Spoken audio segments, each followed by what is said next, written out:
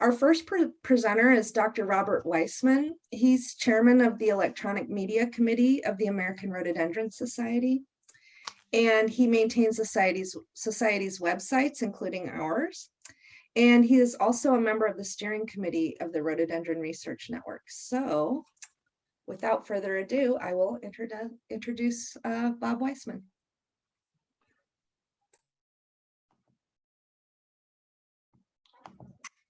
Yes, good morning, everybody, and thank you for attending the meeting here today. I'm going to be sharing my screen here so you could all see the homepage of the Rhododendron Research Network. Hopefully that's up on the screen for all of you today.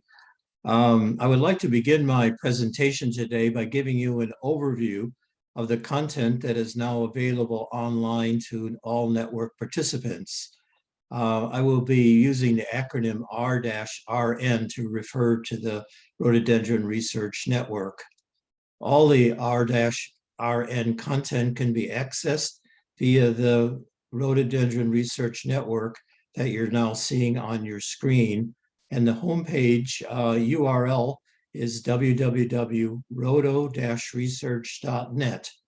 If you have not yet done so, we suggest that you add the network's homepage to your internet favorites list. All of the links to all of the information and all of the tools is all on the homepage. So that's the best place to come when you're looking for information provided by the network.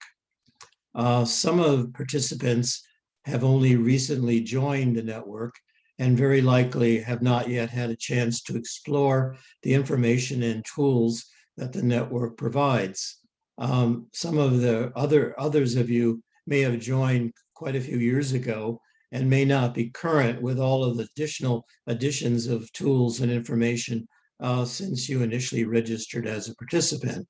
So today's meeting in this part, we're going to give a brief overview of the tools and then spend more time going into in-depth and a hands-on on a couple of the tools for you. I'd like to kind of remind everybody what the network's mission is. We started the network about 3 or plus years ago with the goal of having a place for rhododendron researchers around the globe to conveniently share information and make it available in a convenient single place. Search engines certainly do a good job, but often, it's hard to find all the information regarding rhododendrons. The goal also was to provide a place where we could communicate and establish collaboration between rhododendron researchers and potentially the ARS members who have valuable information to share.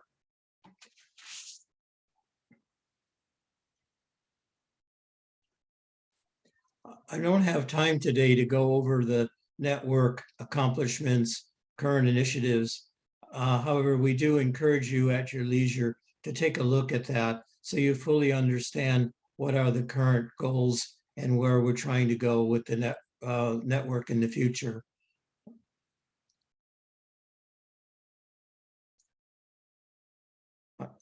The View Network Participant List, I'm going to click it here and open that up, can be used to view all of the current participants in the network, some of you who are participating here today. I'm just going to scroll part of the way down. And as you can see, we have network participants from Europe, Asia, North America, and South America, showing that there's wide interest in rhododendron research around the globe. Some of the people here are what we're calling citizen, community scientists. These are, for the most part, are people who have many, many decades of knowledge, growing, hybridizing, caring for rhododendrons, and they have a strong desire to share their knowledge. The knowledge might be about history, may be about care. Some of the people have 20, 30, 40, 50 years of hybridization experience. So particularly for young members just starting their careers, there's really no reason to have to rediscover things or to search hard. Please do take advantage of these people. They're willing and able to work with you. They may be able to provide sources of plants. They may provide other valuable information. You can get in touch with them by clicking on the More Data link, or you can, as I'll show you in a moment, you can make use of the discussion forum to post a question or post a topic, and people then can respond who may have relevant information. The participant list here is searchable, and I'm going to demonstrate that for you here. This is a convenient way. If you know a particular person, you can contact them by using this search. Or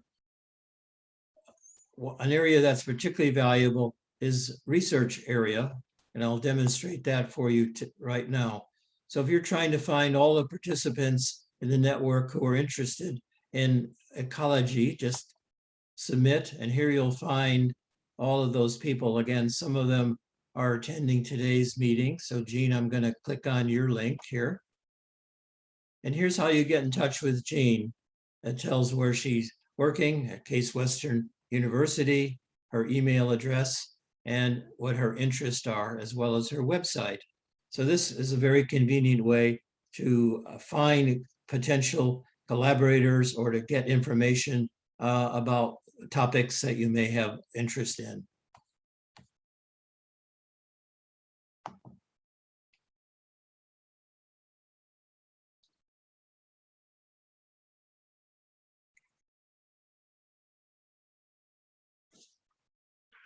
We would like to ask you to encourage your research colleagues, friends, and collaborators to join the R-RN via the Join the Research Network link.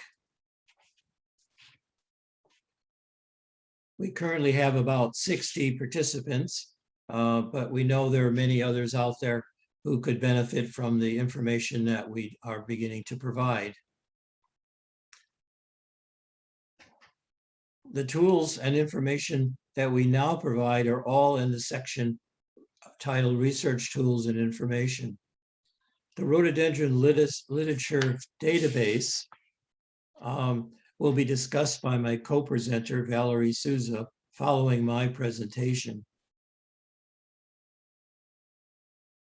In a few minutes, I will be demoing the network discussion forum. Before doing so, we'd like to show you the remaining three. The online research, online resources provides an extensive list of online plant-related databases available for research purposes. The goal is to provide a single source of quality information that provides rhododendron plant descriptions, photo images, molecular and DA data, rhododendron seed and tissue information, and important and significant herbarium and living collections. If you haven't yet visited this page, please take a look at it. And I'd like to point out that we know we don't have everything. In fact, as we discovered yesterday, there's lots of other information. So do take advantage of this, suggest other online resource websites, and submit a URL for content that you think would be valuable to have. It's easy. We'll have then the steering committee look at that, and if it makes sense, we'll then add it to the list here on this page.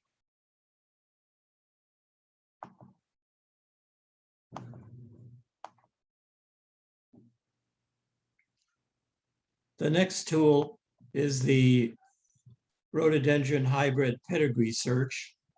And I'd like to share that to you.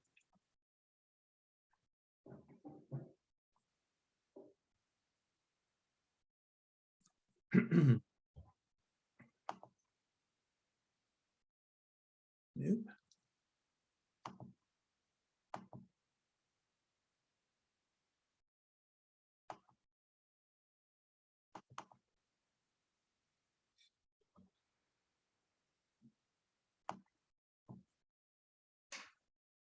I need a bit of help here. How to make the thing go away in the top so I can get to the rest of my thing here. The Oh, menu. there we go. Okay. Got it. Yeah, thank you. Sorry about that.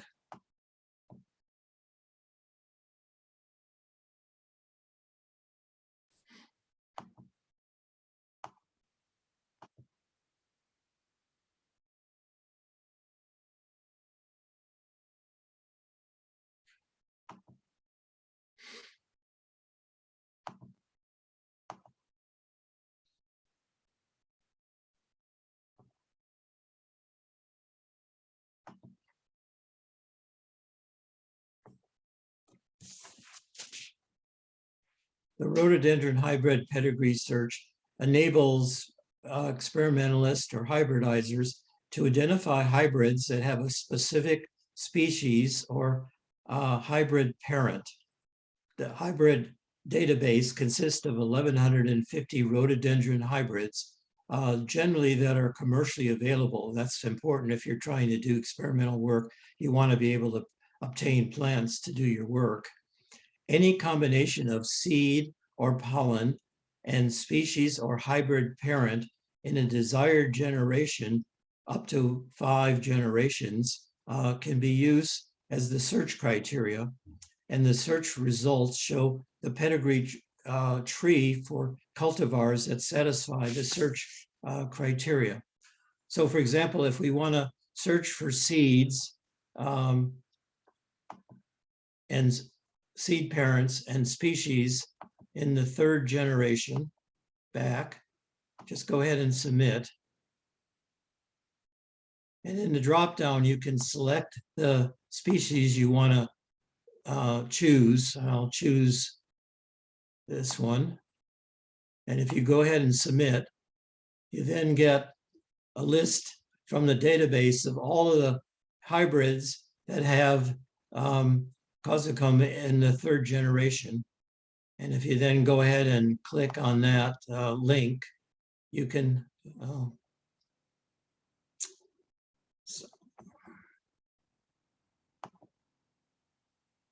sigh.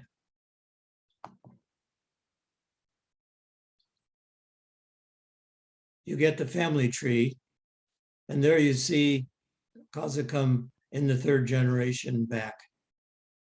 So this is kind of a unique tool. We're not aware this exists anywhere else. You can find places where family trees are available, but they're not generally searchable like this is. The last tool I'd like to talk about here in this section is genomic database studies. For those desirous of performing so-called blast searches on rhododendron species, the network is linking to the Kunming Institute of Botany in China website that has very up-to-date and very comprehensive tools for doing such blast searches. For example, one can do searches on the excuse me, on the nuclear genomes for our Delavi, our Simsi, and our Williamsianum. So if this is an area where you'd like to do more work, this is a convenient way to get to that.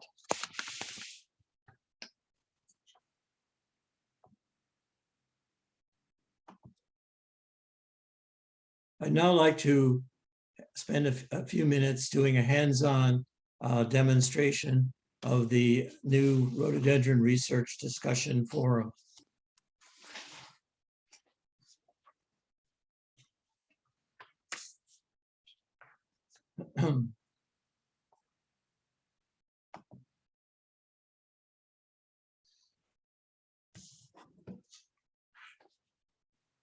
The network has created a dedicated online discussion forum to promote communication among the worldwide community of rhododendron researchers and enthusiasts. The forum provides a place to share timely and valuable information, to encourage collaboration, and to help find resources to promote research-oriented events and opportunities, and to enable discussion and feedback about the network itself. As I've just shown, the network forum is accessible via the network discussion forum link on the homepage. Again, it would be useful to bookmark this page so you can get to it quickly. Web-based discussion forums have been deployed for many years now, so likely many of you have some familiarization with how they function. During today's hands-on workshop, I will demonstrate how to register to use the forum, how to create a topic, and how to reply to an existing topic, and also how to subscribe to a topic that you may be interested in. If you have any questions about the forum, following my presentation, we'll have an opportunity to discuss that in detail.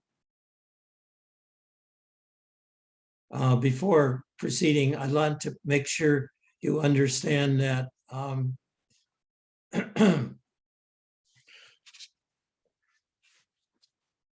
that we have a FAQ up here in the upper right-hand corner. And you really needn't take any notes about what I'm going to present, because pretty much everything is documented here on how to register and how to add things. So if you forget how to do this in the future, you can just use the FAQ.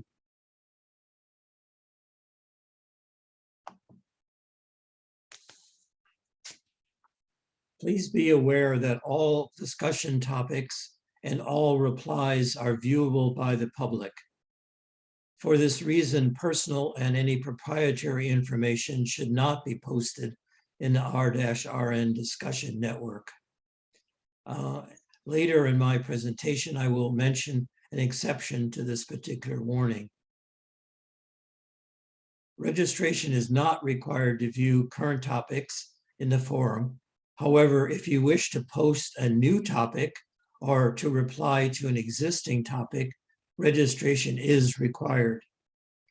There's no cost to do so, and it just, as I'll show you, it just takes a minute to do that. On the home page, to register, click on the register link here in the upper portion of the page. Read through the privacy statement and click agree, and the form that opens up provides the areas where you should enter your information. Required information is username, password, and your first and last name. Not required, but we prefer you do so. Please enter your country where you reside.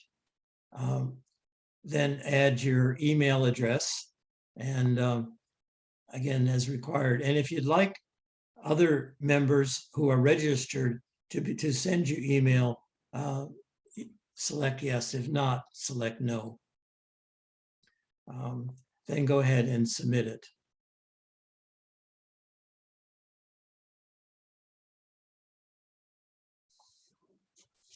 Please note that after registering, you are not automatically logged into the network. You need to return to the home page, which I've now opened up, and log in using the username and password boxes. And I'm going to go ahead and do that using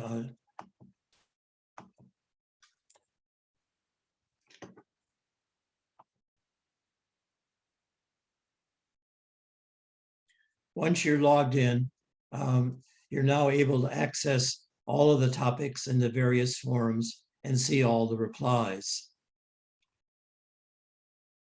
I'm going to go to the, now before I do that, I want to point out that initially we have defined 4 broad areas to capture the various topics. These are community, opportunities, research network, and network intro and admin. As we gain more knowledge and we get more use of the network discussion, we may modify these. These just seem to be convenient areas to focus the discussions in the beginning.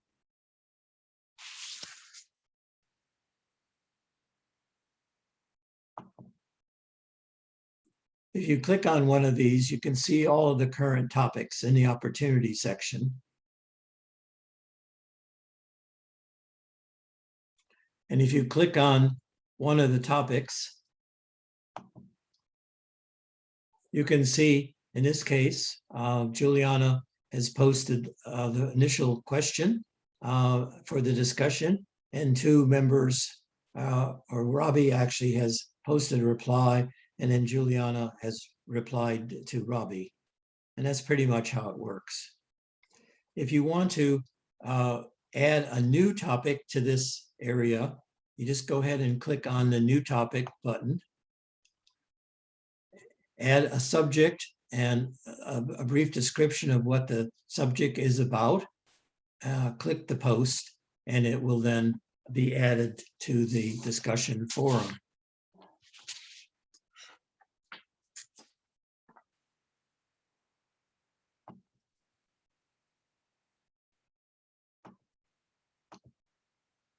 If you want to add a reply to an existing topic once it's opened, use the reply to topic button. There's one here, or there's one here to do so. Again, it'll open up a forum window, and just type your message reply in and submit it.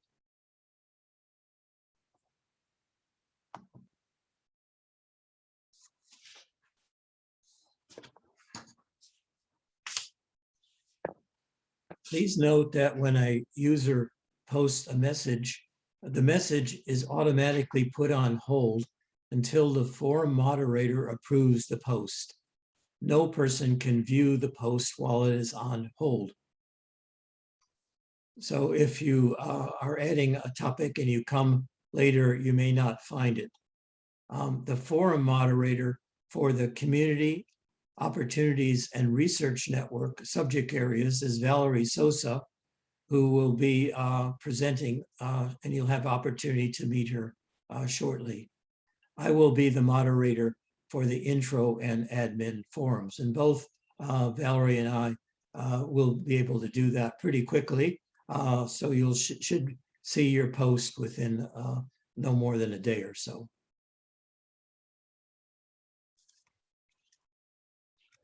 If you have interest in a specific topic, the subscription feature of the discussion forum allows you to subscribe to specific topics. You will receive an email message notifying you that a reply post has been made to the topic that you have subscribed to. So you don't have to keep coming back to see if there are any new replies. To do so, you just need to easily make use of the subscribe thing here. And actually, yesterday I had subscribed, so I'm going to unsubscribe and then I'll subscribe again here. So if you haven't yet subscribed, just go ahead and click on this link here, and it will tell you that you successfully subscribed. And again, you will then receive email messages whenever a reply has been posted. If you change your mind and say you no longer have interest, just go ahead and unsubscribe.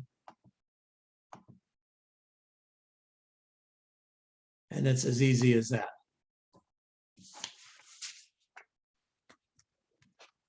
I had mentioned earlier that by default, all posts are viewable by the general public. I want to mention that there is an available option to set up a private discussion group. All members of the private group must be registered. Messages then can only be viewed by members allowed into the private group. This might be useful for R-RN participants working together on some team activity. If you're interested in having a private group, just contact me and let me know what you want to do and who among the registered people should be members of the private group, and I can set that up for you.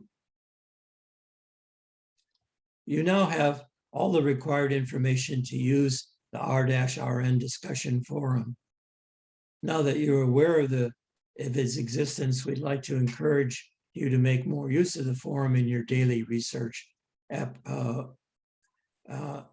activities.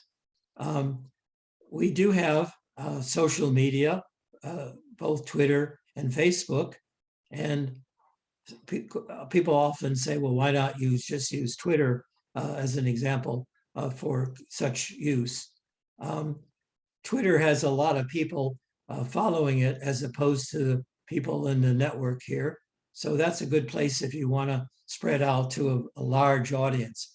However, Twitter is not particularly good if you want to have a back and forth discussion on a particular topic, such as the one that I'm showing here on the screen. So we think the network is a better place to do that type of discussion. That's all I had, so I'm going to pass it back to Juliana, who will now have a bit of Q&A on this section of the presentation today.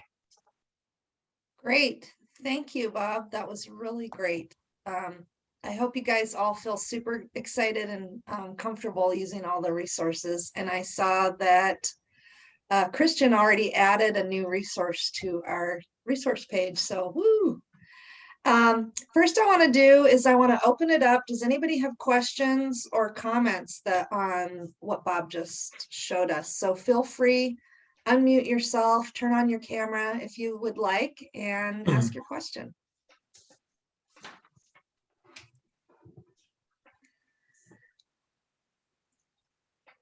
Anybody? Okay, so what I have is I have some discussion topics that we actually wanted to hear about from you. So Bob mentioned the idea of the social media and the difference between the chat room and the social media.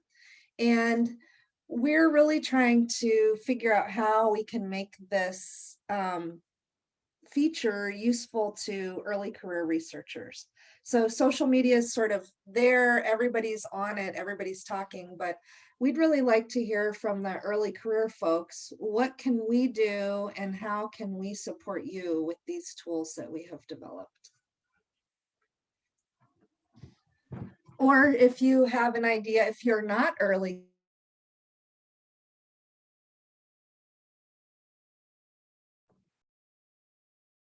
thoughts? So one thing that we have talked about is a job board feature. So a lot of societies have a job board. Does anybody feel like that would be something that we could populate with rhododendron jobs? Sometimes I wonder if there are enough rhododendron jobs out there to populate a job board, and if that would be something that you would think that people would need and want to come to our organization for that help. You guys must be sleepy like me. That's okay, we'll keep going. Hi, Apsa. Hello. Hello, Juliana, I'm here. Welcome. Thank you. Thank you. We are, everybody is putting something about themselves in the chat. So if you want to enter into the chat a little bit about yourself. And yes, I just put that. Oh, good. And it's good timing because we are just talking about how we can support early career researchers. So if you have any thoughts on that, we'd be happy to hear it. Yeah, I think the one that you said that there's some information about on the portal with some job information. But well, I think that's that'll be more channelized as for rhododendron and people who are interested in rhododendron. I'm not sure how, I mean, as far as how wide it will it be? Like I mean, into different places, because people might be in different places, and they might be looking something which is easily available to them, so that they can start working. And so yeah, I'm sort of a little not sure as to how connective and how sort of it's going to be. Yeah, we So have a global community. And so in some Mm. ways, that's exciting for me as a US researcher, because a lot of time I work with students who are not American citizens, and I need to find opportunities for them like around the world. And so it's sort of a blessing and a curse to have that global community. But I think one of the things that we really want to do is find ways that we can connect people. So maybe more than having the job board, maybe it's more about, we talked a little bit yesterday in our meeting about the idea of having mentors in the network. And so is that something that would be of use to you, do you think, is developing sort of a mentor-mentee relationship framework? yeah, that sounds a good way of sort of getting more knowing more people and getting to interact. And yeah, that sounds like something which is open. And yeah. And how would you see yourself possibly, what help would you be looking for from a rhododendron mentor? Well, like sort of I mean, not just to be somebody who is always ready to sort of guide you, but yes, as a sort of in the course of discussions, sort of give up this idea of collectively sort of coming up with views and things like that, right? Not like a mentor who is sort of guiding you through, but also like sort of making that discussion more lively. And yes, it's sort of pushing more positive positive feedback, as in. Yeah, that's interesting, because that's one of the things that I've really appreciated about the American Rhododendron Society, is we have all these people who are fans of rhododendron, and they may or may not be researchers, but they have a rich natural history background, rich natural history knowledge. And that to me has been a huge point of mentorship, because as a new person in rhodos, I don't know what the cool stories are. And the cool natural history takes a long time to develop. So for me, I think I would still want a rhododendron mentor, even though I'm not early career. I would love to have, just that influx of ideas that take time to develop. Science, we're in such a rush all the time and moving from one thing to the next. So I could see that conversation piece. It really is very appealing to me also. Yes. Awesome. Anybody else have a comment or thoughts about that? Yeah. Heidi, Yeah. do you say your name Heidi? Am I pronouncing Yeah, it well, right? actually, I go by Maria. Sorry, Okay, just the that's way okay. that I get registered, because my first name is Heidi. But yeah, just to answer you, I think you really are already helping early career researchers, probably. Well, in my case, I'm just really happy to see what you have set up. So what Robert just showed me is honestly the first time I look at this, and I think it's a fantastic opportunity to connect and, well, not reinvent the wheel when we're trying to find new evolutionary theory, so hypotheses or ways to test hypotheses on evolutionary theory, and to have this this network of a mix of people who have worked alongside the organism for decades and people who come from other areas. I think it's fantastic. So I would like to eventually post a question and get everybody to put their 5 cents on and really discuss things, because I'm actually I come from geography.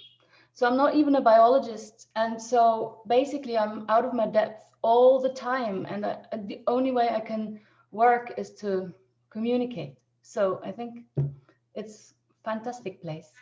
So thank you. Yeah, Good. that's great. Awesome. Yeah, Thank you for joining the network. We appreciate it. yeah. Thanks Awesome. for finding me.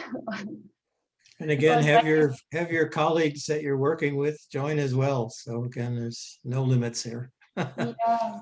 Well, I actually don't have any rhododendron specialists working with me. And Okay, I just happen to work on rhododendron, but so this all is right.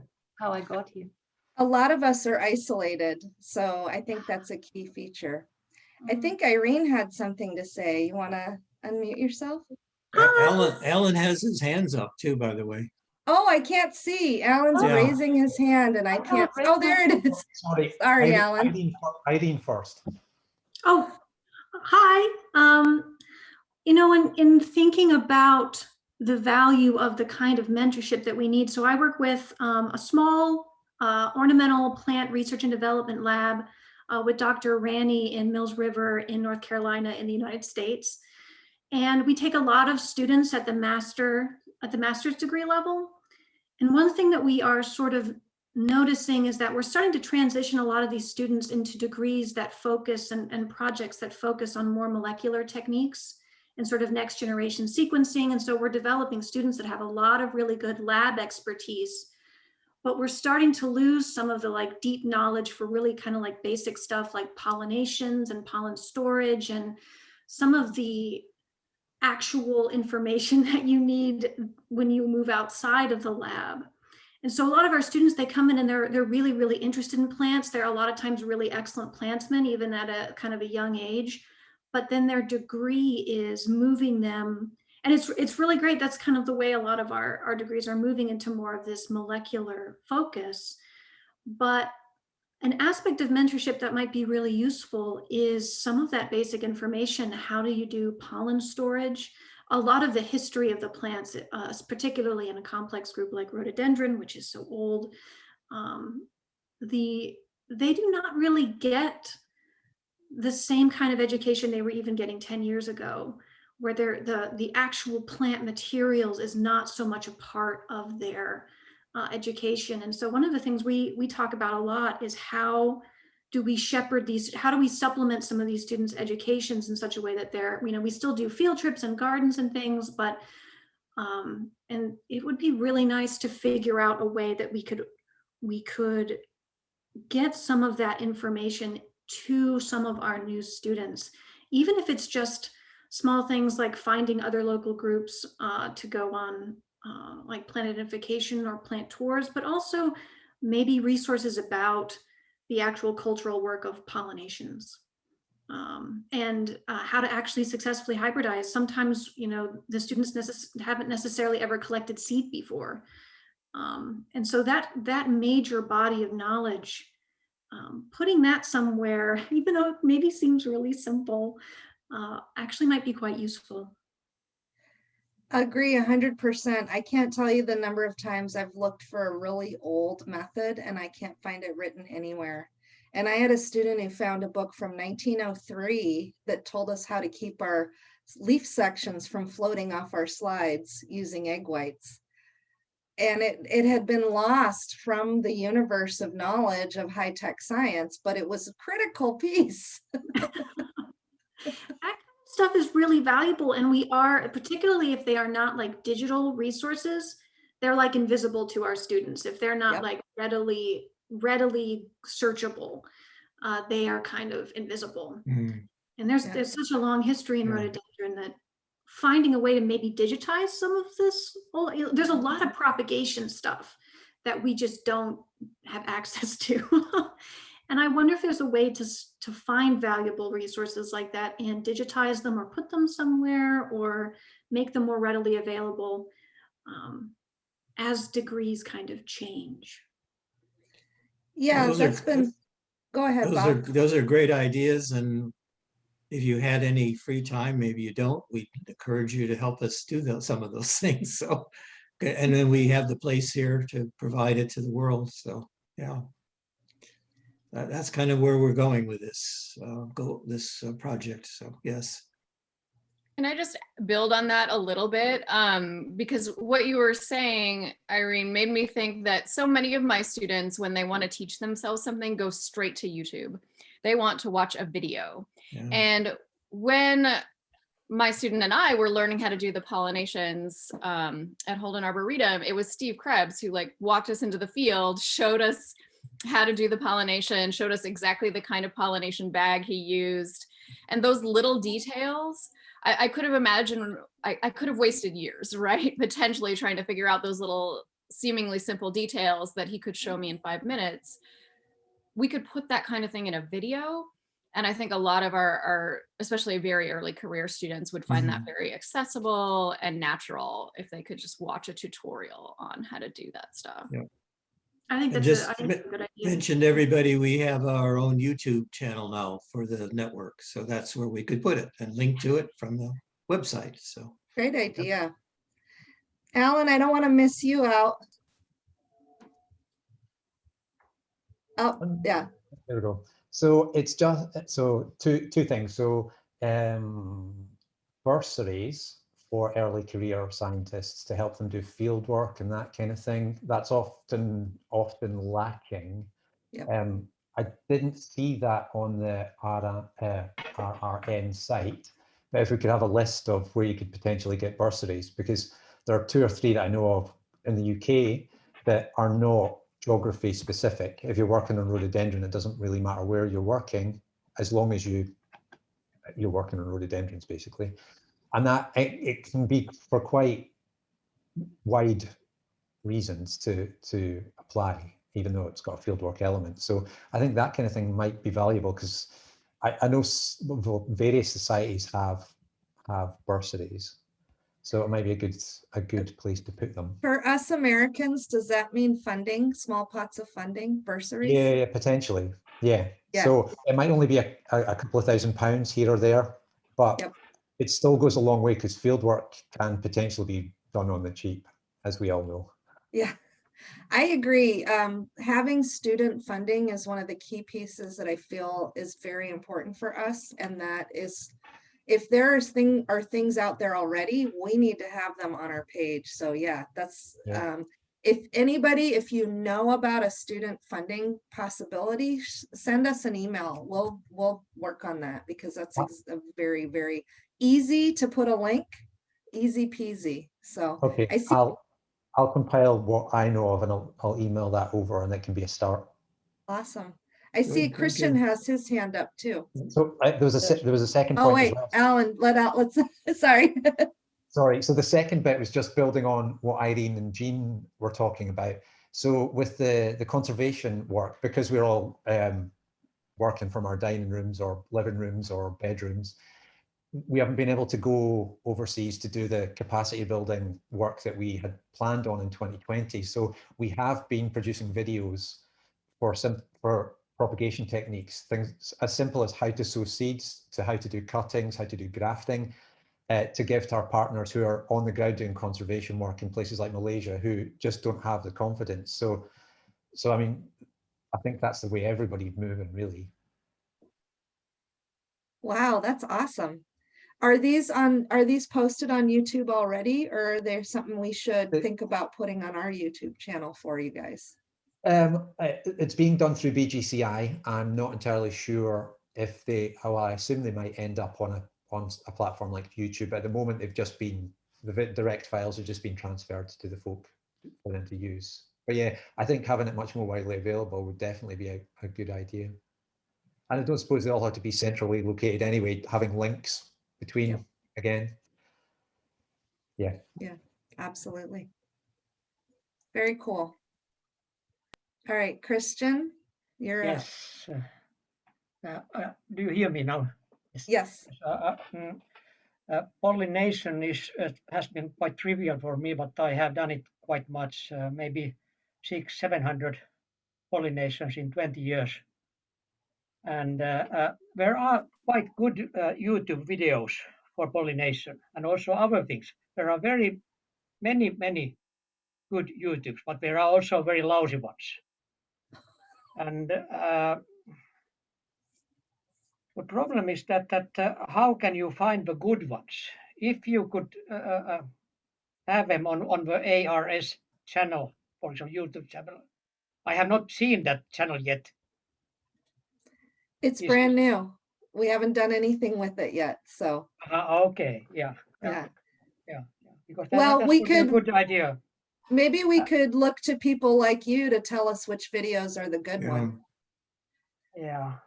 because I wouldn't know a good one from a bad one because I haven't done 600 to 700 pollinations. So yeah. Yeah. That's a great Um, idea. Otherwise, on the ARS websites, there are quite many good articles, basic articles that students also could use. Yeah, that's what I was thinking is a lot of that is probably sort of buried in jars in the Journal of the American Rhododendron Society, a lot of that good information. And maybe we could make places where we're basically saying, hey, this is how to do pollinations, and then just putting all the resources there. Because in some ways, centralizing things is a key to help people find it. If I may just drop in this discussion, and since Hartwig is also online, Hartwig, you gave me some years ago this file with old rhododendron literature list. Do you remember where this is from? I just remember that you gave it to me, and it's standing in my office, and I look from time to time as if I have a specific question regarding old rhododendron literature. Well, yes. Hello, all State. together from Germany. Dirk is sitting just 50 kilometers away, so he was probably the nearest one. Well, we have produced a couple of years ago, actually 20 years ago, we have produced the so-called rhododendron bibliography. So that's the way I think it's called. It's just an enormous list of literature from decades. The only problem is it's a printed version. There's no digital one, so it doesn't help really these days. If anyone is interested in producing a digital version, please feel free. It's possible. I can send one to Juliana, so that she has one. Everybody can read it. It's in English, I think, most of it, and it should be helpful if you're interested. We have lots of copies left over, so I'm happy if I can send some around. We'd be thrilled. Basically, what I would do is put our volunteers on the task of entering it into our electronic database. Yeah. Okay. So yeah. So Hartwig, stay tuned. You will soon see the digital version of what you're just talking about. Yeah, and I would love to In a have minute or those. two here. Yeah. Just let me check with our board, and I have to ask Professor Spätmann, who's actually the author of this whole project, and at least I have to ask him, but I think it should be possible. Okay. Wonderful. I would like to point out in the chat, Hartwig, that thank you for promoting conversion of your gene database to English. I'm one of the major users.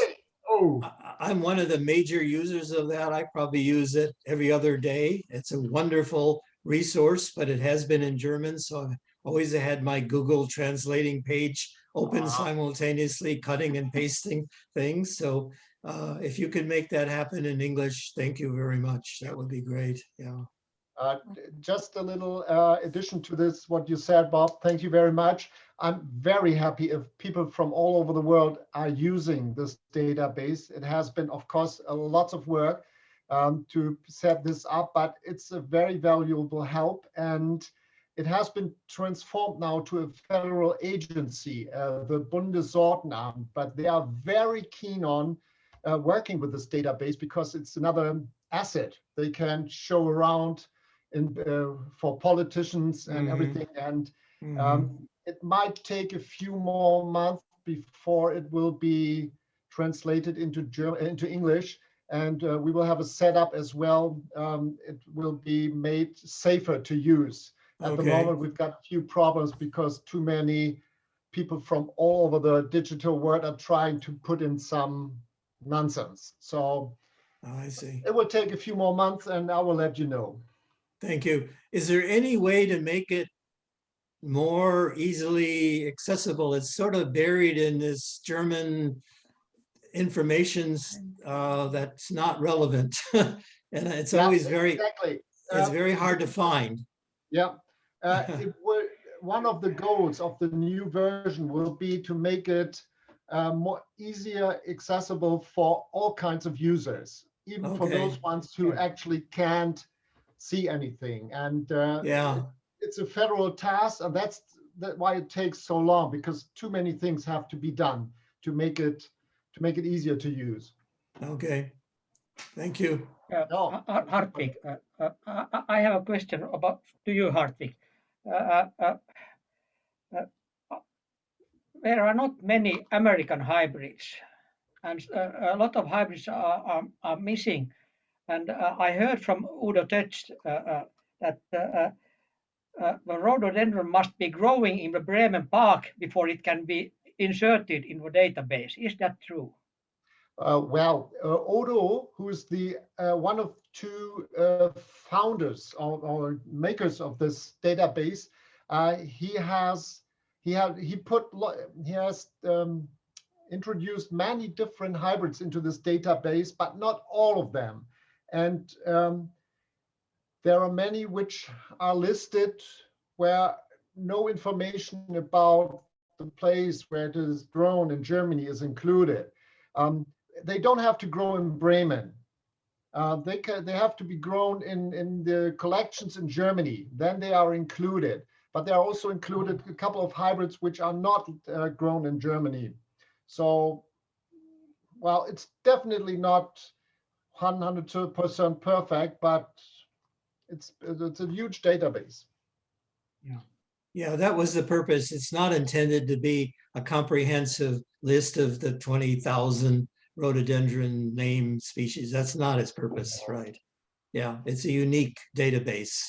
What it provides is very good. It's very nicely done. And the pictures are fantastic. Yes, outstanding. So it's a window into collections in Germany, which is a way to sort of understand what research you could do in those locations too, correct? Yeah, and by definition, cold country growing rhododendrons. It's the ideal place because just about everything has to be cold to survive in Germany, right? Yeah, that's true. So I want to keep us on track for time. This was a great discussion. Thank you. What excellent contributions.